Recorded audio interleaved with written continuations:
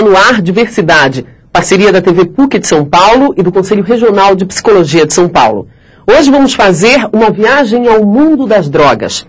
Ela aparece em toda parte da história da civilização, na busca de parte da humanidade em alterar seu comportamento e sua percepção do mundo. E a psicologia nunca fugiu do assunto.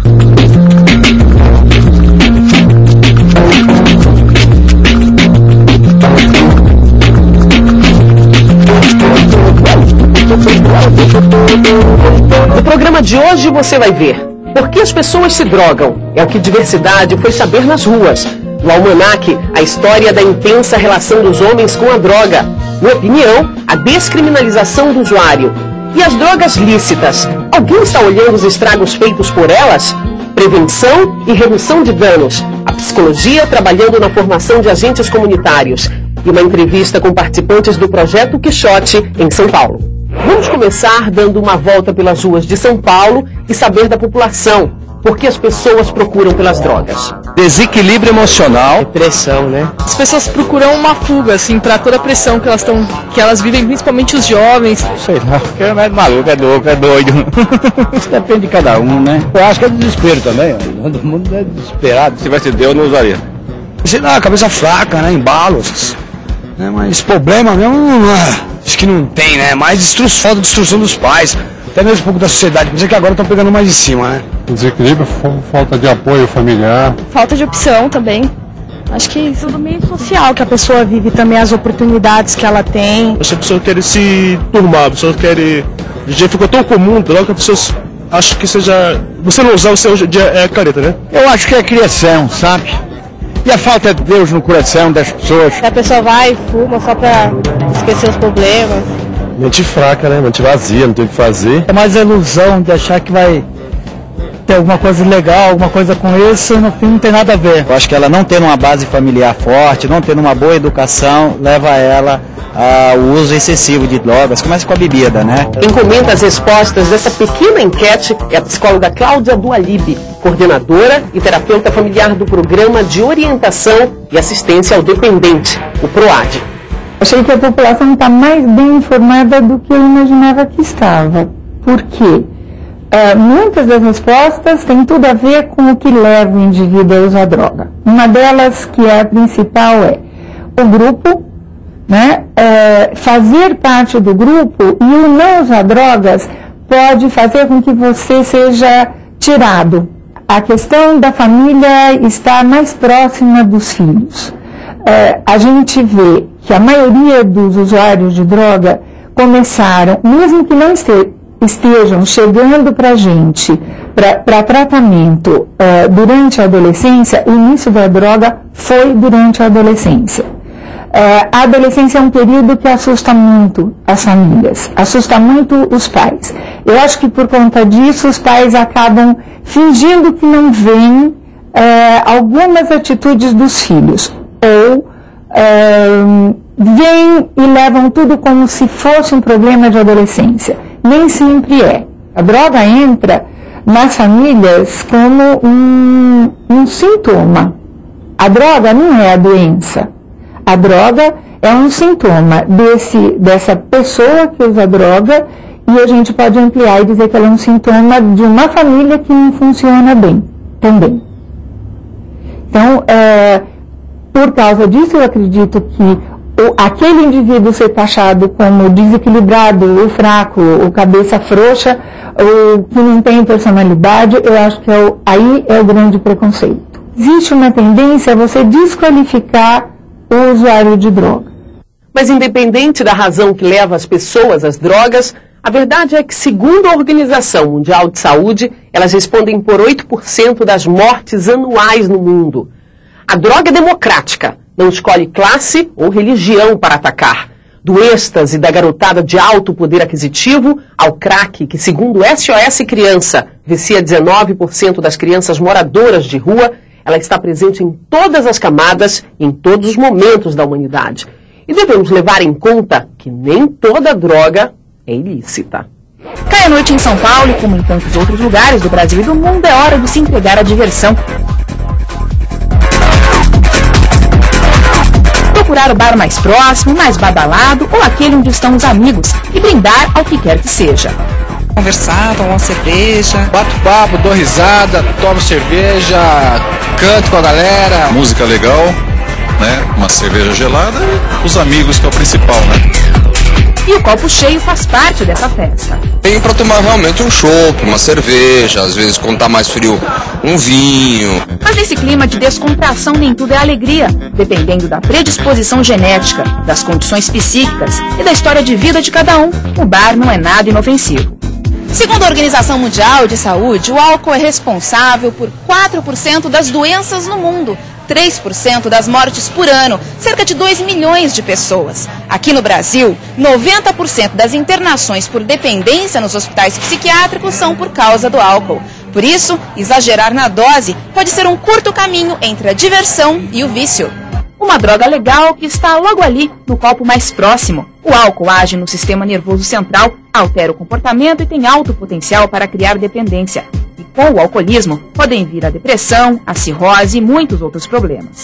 O problema do alcoolismo, além de ser ruim para a pessoa, ela é ruim para quem está em volta, pelos distúrbios comportamentais que o álcool leva.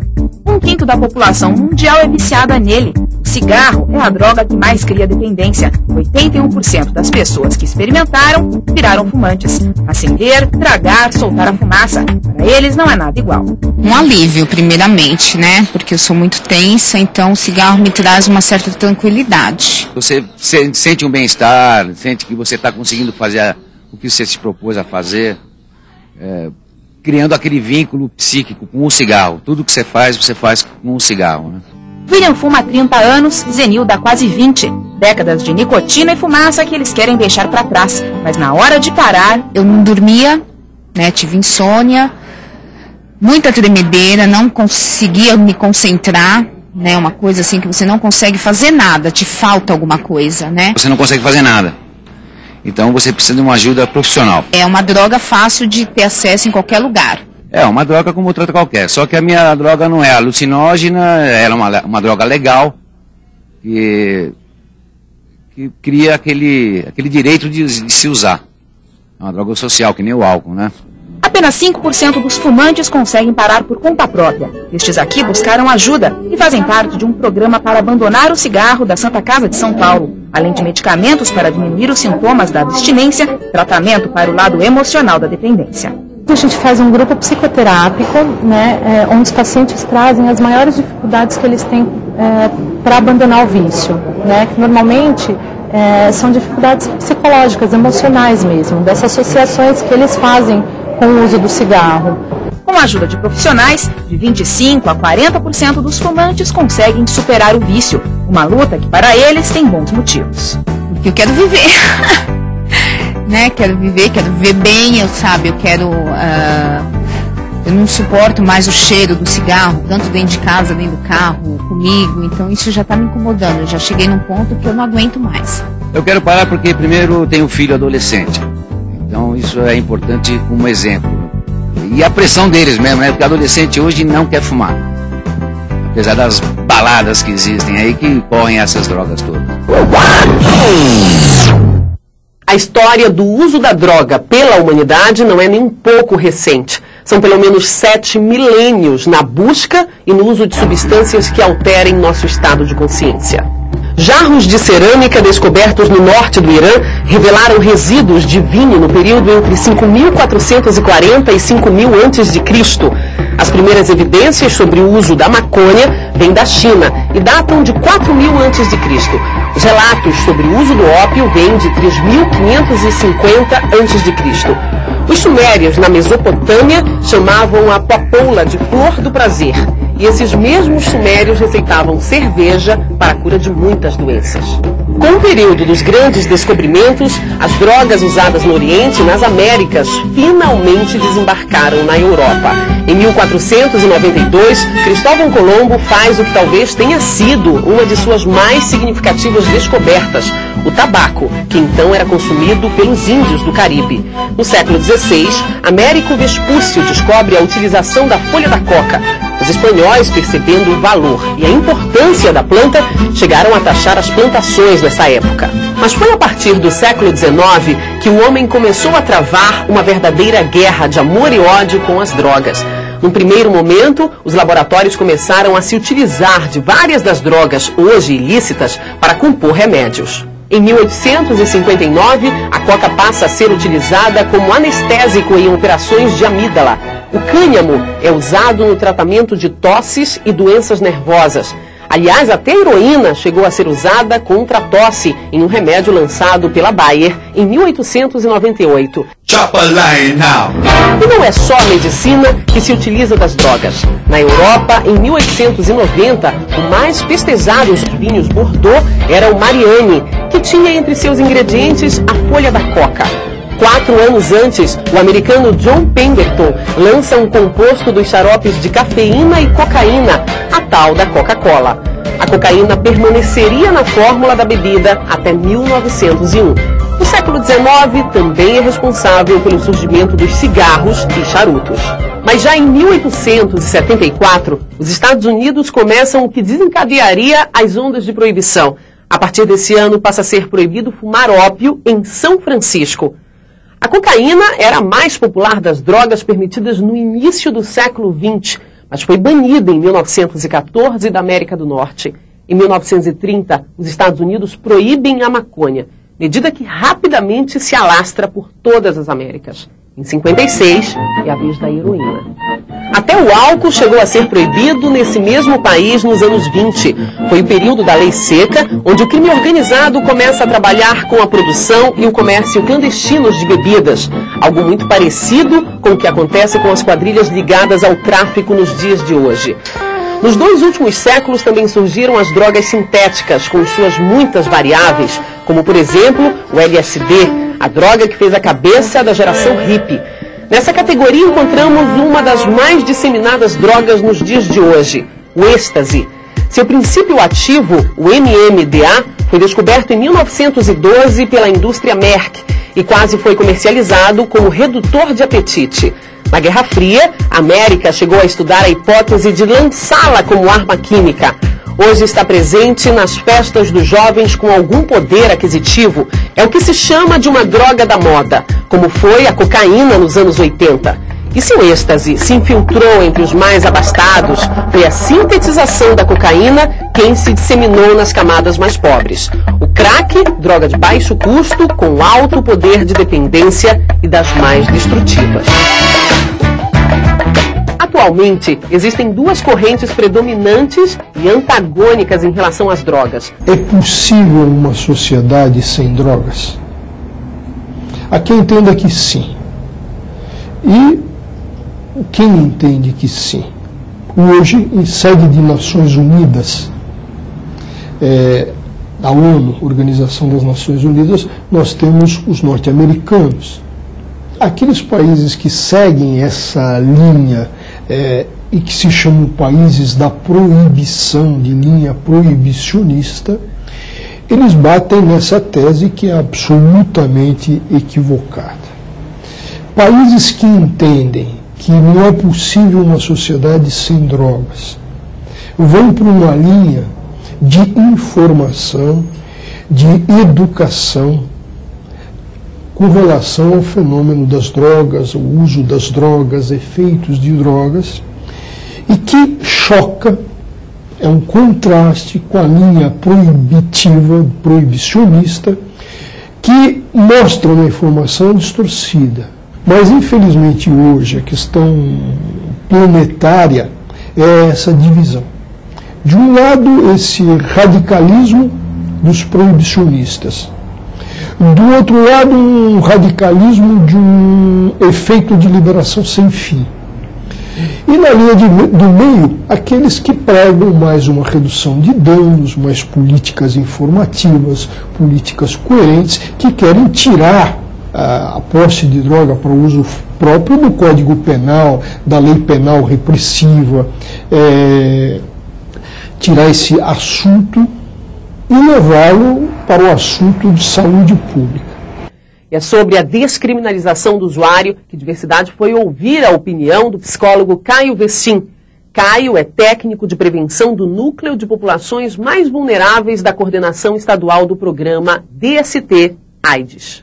O ponto principal que eu vejo no dia a dia do meu trabalho com relação a esse tema da descriminalização do usuário e da própria droga é o enfrentamento da sociedade para poder diferenciar e se posicionar sobre o que é o tráfico, ou aquilo que faz o comércio propriamente do uso de drogas ilícitas, da pessoa que é o usuário de drogas de forma geral, sendo ele dependente, recreativo ou ocasional.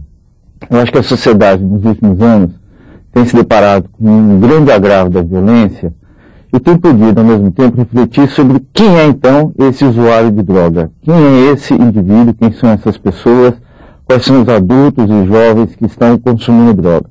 Consequentemente, tem se deparado sobre esse tema e visto que a possibilidade de descriminalizar a questão de diferenciar o usuário do traficante tem sido um ponto fundamental.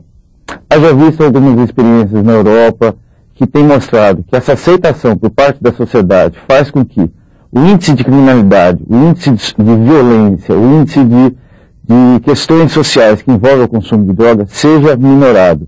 Eu acredito que o papel do psicólogo, nós psicólogos, estamos muito aquém de um debate, muito aquém de ter uma posição recente sobre como trabalhar esse usuário.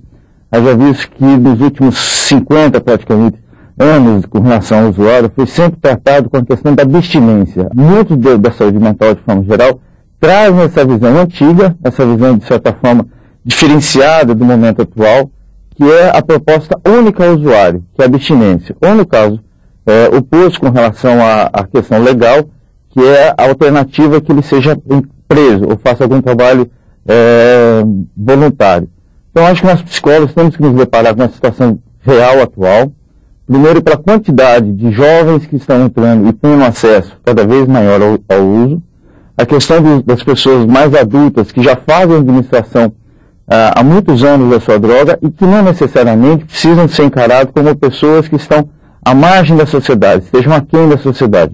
Você vai conhecer agora o trabalho de uma psicóloga que na Prefeitura de São Paulo forma agentes comunitários para trabalhar na prevenção às drogas e na redução de danos. Neste prédio, em Santo Amaro, na Zona Sul de São Paulo, funciona o Centro de Referência do Programa Antidrogas e DST-AIDS da Prefeitura. E em uma das salas encontramos a psicóloga Ieda no meio de uma dinâmica.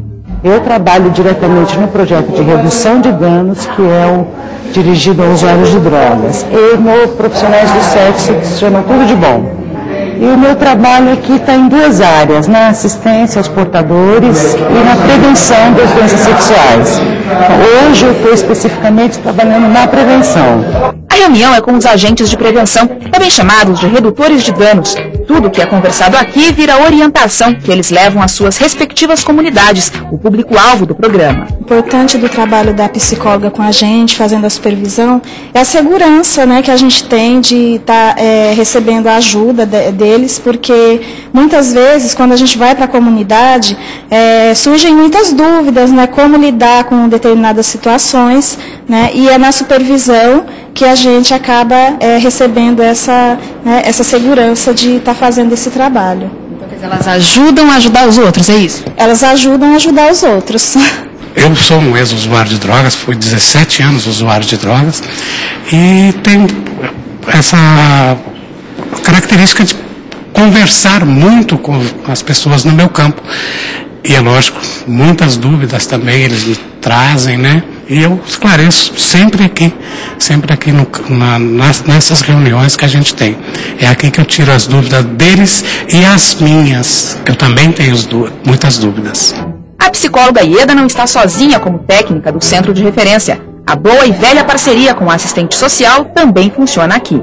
É uma equipe que acredita muito na luta pela cidadania, né, dessas camadas mais vulneráveis. Tem uma troca profissional com vocês duas?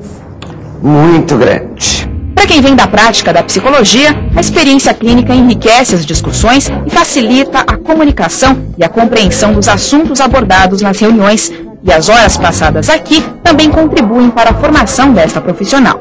me dirigiu mais para coisas da psicologia social, fui me interessar por trabalhar com conceitos e com ideias que antes eu não trabalhava, né? Eu sou uma pessoa com uma formação clínica, eu trabalho no serviço público há muitos anos e sempre foi mais privilegiada a assistência no serviço público. Acho que de um momento, de uns anos para cá, é que começamos a pensar que a gente tinha uma outra contribuição a dar, que é trabalhar com esses grupos, com as representações sociais, com estigma, com preconceito, com prevenção. E isso foi abrindo um campo novo para a gente, muito interessante. E na entrevista de hoje, a psicóloga Maria da Graça Gonçalves foi visitar o projeto Quixote e conversou com um dos oficineiros e um dos alunos que participam do projeto. O projeto Quixote, da Faculdade Paulista de Medicina, trabalha há 10 anos com crianças e adolescentes em situação de risco. Jovens que merecem do projeto não a repressão, mas a compreensão. Estamos aqui, a Lê, o Anjo, o Caio. Vocês fazem parte de um projeto bem interessante, o projeto Quixote. Mas eu queria saber, assim, de vocês, como é que é essa participação no projeto? Bom, eu cheguei aqui em 2000, né?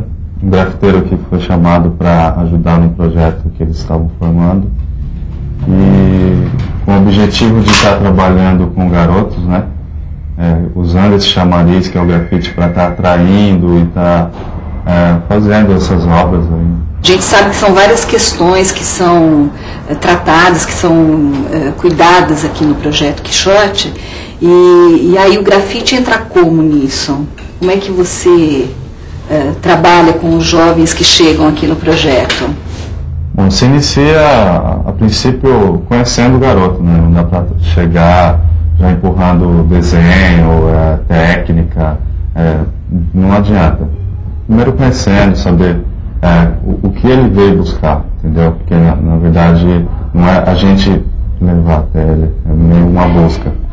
E aí usa o grafite para estar conhecendo, né? E aí, Caio, foi o grafite que te trouxe para cá? Eu entrei aqui, mesmo para sair da rua um pouquinho, aí eu entrei para ver se era bom, se eu gostava do grafite, eu gostei e comecei a me tratar direto. Então, sair da rua parece que é uma coisa que é um dos focos. O grafite como arma não é bem tirar da rua, né? É ver a rua com outros olhos, entendeu? É se manter lá e fazer parte dela. Certo? Porque quando você tem, antes do grafite, quando você está na rua, o seu bairro ele é pequeno, sabe? O seu mundo é menor. Então quando você conhece o grafite, né? Quando você se conhece nos traços, você começa a fazer parte de uma sociedade maior, entendeu? Porque você começa a perceber outros trabalhos em outros pontos da cidade, então o leque aumenta, né? Porque o garoto se identifica, né? A pessoa se identifica, pô, tem um grafite lá, conheço quem fez. Ou quem é aquela assinatura já vinha em outro lugar. E aí, o que era uma rua se torna várias ruas, se torna vários bairros, cidades, estados, países, entendeu? E o leque é enorme de opções. Então, a mente abre, né? A coisa expande. Então, Ale, acho que a sua experiência aí é bem interessante. Eu queria saber de você, assim, como que é na questão específica assim, das drogas, que a gente já sabe que é um problema que está aí e que é muito difícil de lidar e acho que aqui é uma alternativa, não é? Uma alternativa que tem se mostrado interessante. Como é que você vê isso? Como é que isso chega no seu trabalho? Como é que você lida com essa questão, com o jovem que é usuário, que tem uma relação complicada com a droga, né? De que maneira isso é cuidado no trabalho que você faz? Bom, os contatos que eu tive aqui, né, não só aqui, como no bairro onde eu moro, que eu moro na periferia,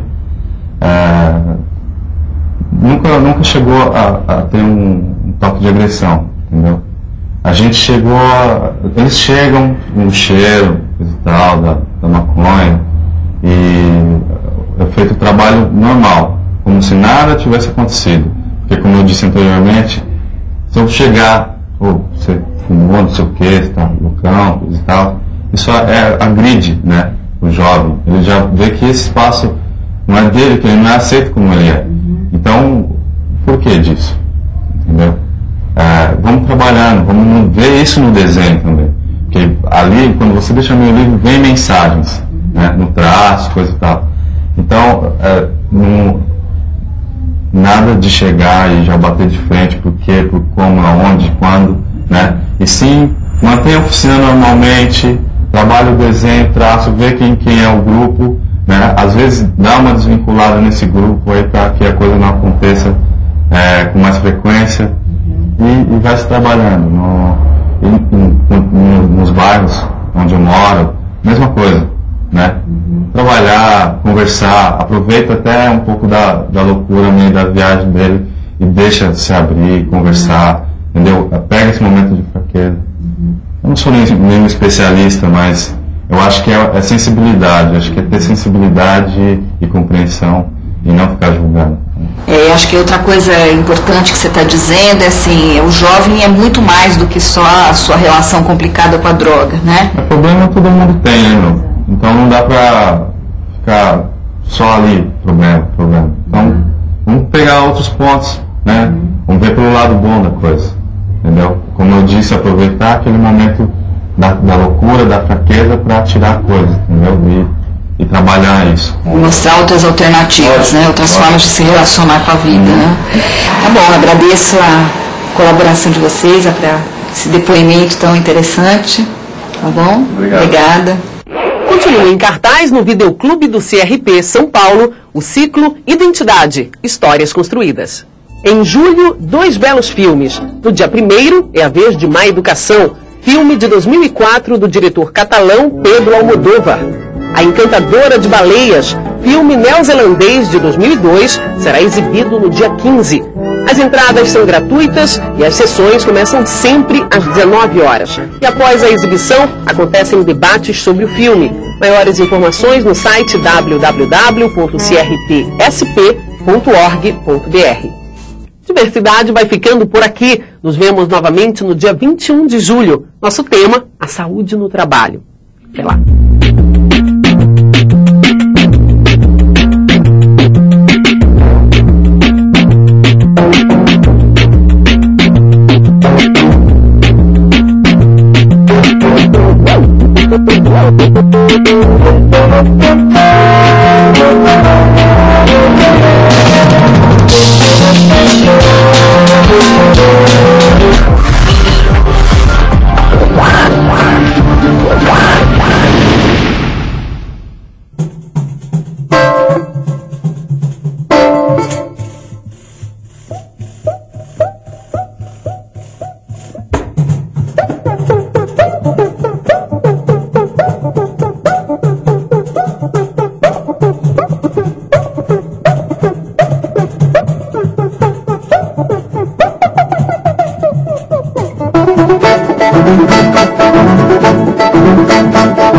you.